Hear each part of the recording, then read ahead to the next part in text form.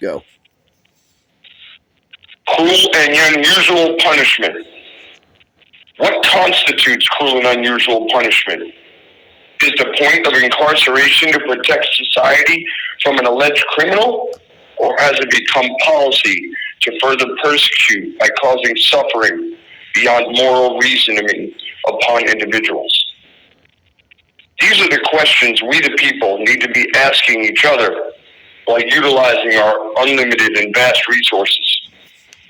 What purpose does it serve to allow de facto mistreatment of its prisoners and inmates in jails and prisons across this country? Let us examine the case of Christopher Worrell, a current inmate at the D.C. Department of Corrections, often referred to as the D.C. Gulag. It received the nickname D.C. Gulag in part due to the severe mistreatment of Christopher in 2021.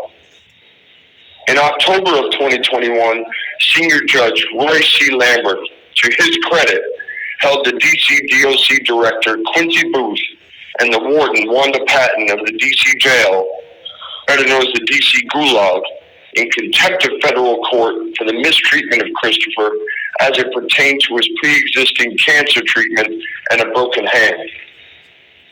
The D.C. Gulag was caught altering and omitting Chris's medical records and refused to comply with a court order issued by Senior Federal Judge Lambert. Despite the mistreatment in the D.C. Gulag that nearly killed Christopher Worrell during his 8 months of incarceration, for 3 years, prosecutors maintained in court filings and oral arguments that Mr. Worrell was fabricating and faking his illnesses. In November of 2021, Judge Lambert released Christopher immediately to the U.S. Marshals after a court hearing due to the fact that he was concerned for Chris's safety in the D.C. Gulag and feared retribution against him from the Gulag staff. Oh, the sad state of affairs, where in jails and prisons across America, victims are punished for speaking out about their mistreatment. Chris went home and he was told by doctors his cancer had accelerated to a stage 3 condition due to the blatant, deliberately indifferent medical mistreatment at the D.C. Gulag by D.C. DOC employees and the Unity Healthcare medical staff, where Doctors Mitchell and Crenshaw overwatched the medical treatments of all inmates. In 2022, Chris endured 6 weeks of chemotherapy, of which he suffers severe allergic reactions. Chris also underwent multiple surgeries, removing all of his teeth so doctors could gain access to his jawbone and perform bone grafting to save his badly deteriorating mandible in an attempt to save the remaining bone.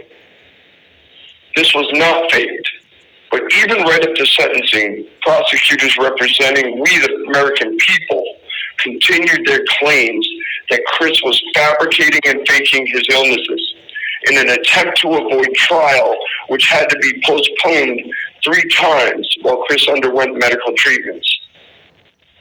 Understandably, Chris developed PTSD symptoms and a genuine fear for his life should he be returned to the negligent care of the jail and prison system in America. In late spring of 2023, Chris was finally well enough to attend trial and was convicted on all charges.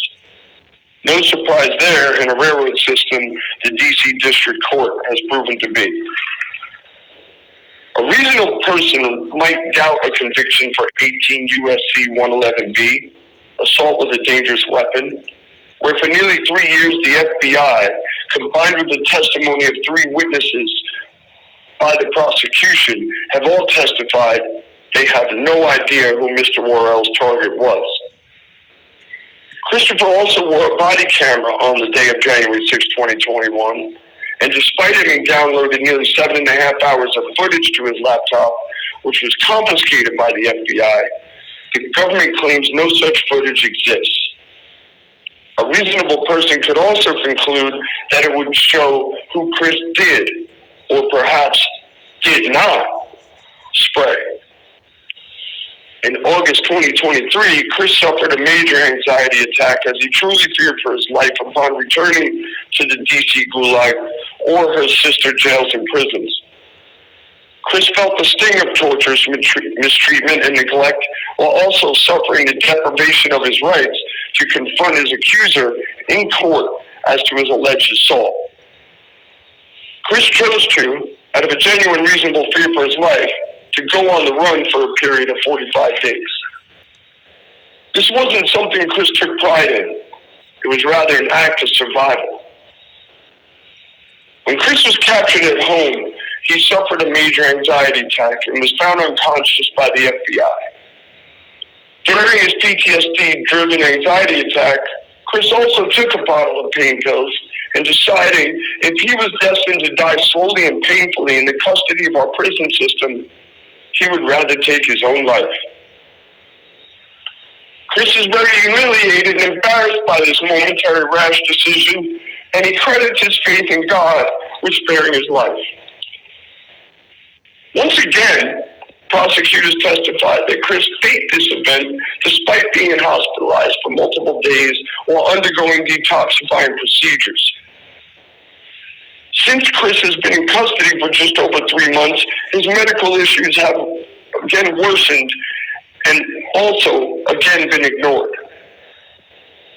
Chris is suffering from open sores and lesions, swollen legs and feet, body pain and cramps, and is also watching his lymphoma grow in his face and head.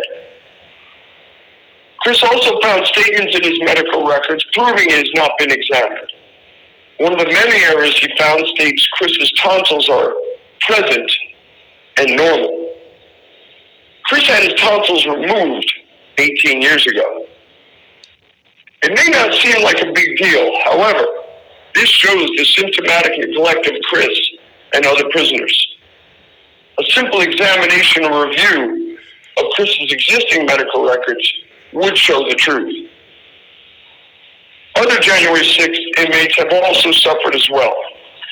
Broken hands gone untreated, faulty pacemakers installed and then ignored, strokes going untreated, and medications for chronic illnesses being delayed and or denied are just a few examples.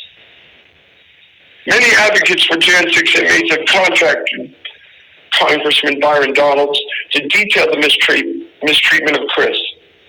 Representative Byron Donalds has expressed his desire to form a committee to hold congressional hearings and then to subpoena January 6 inmates to testify before Congress about the inhumane mistreatment they have endured while in custody at D.C. DOCs, the D.C. Gulag, and her sister jails and prisons. Call to action. Chris and other Jan 6 inmates are imploring fellow Americans to contact Congressman Byron Donalds and others and demand Congress to convene an investigative committee and ask, how much is too much? And what cruel and unusual punishment can Americans tolerate from our jails and prisons? Please contact Mercedes Price Harry. Call or text 202-807-8967 or email mercedes.priceharry@mail.house.gov. No man or woman should have to fear for their lives while in custody of the Department of Corrections or Bureau of Prisons.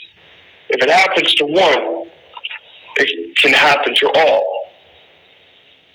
Please also go to givesendgo.com/4 Patriot Support and help Chris raise money to pay for his fines and fight his appeal and civil suit against DC. Thank you. And united we stand.